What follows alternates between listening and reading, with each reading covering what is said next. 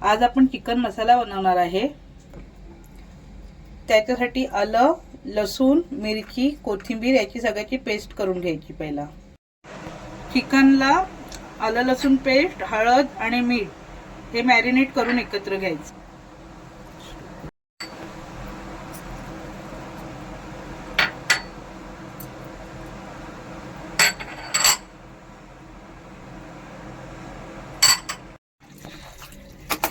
हे मॅरिनेट सगळं करून घेतलेलं हळद, मीठ, आलं लसूण पेस्ट हे 15 मिनिटं असंच झाकून ठेवून द्या।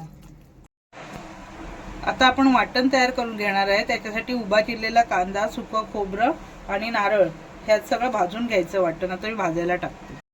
वाटण आपलं भाजून तयार आहे। चिकनच्या फोडणीसाठी खडे मसाले घ्यायचे, लसूण चिचून घ्यायचं, कढीपत्ता आणि बारीक चिरलेला कांदा। आता आपण तेल टाकून घेऊया।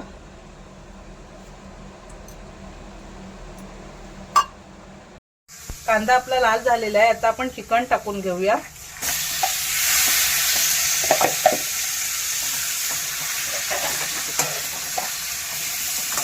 चिकनला चांगलं हलवून घ्या। चिकन मध्ये आता मसाले टाकूया। मालवणी मसाला, लाल तिखट, घरगुती गरम मसाला आणि चिकन मसाला। मसाले आता टाकलेत। आता वाटण टाकून घ्यायचं कांदा खोबऱ्याचं आणि ते पण चांगलं चिकनला परतून घ्यायचं।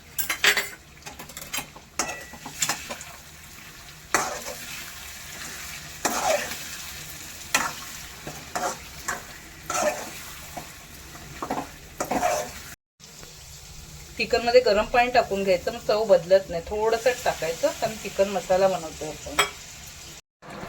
चिकन आपलं रेडी झालेलं आहे। त्याच्यावरती कोथिंबीर टाका थोडी।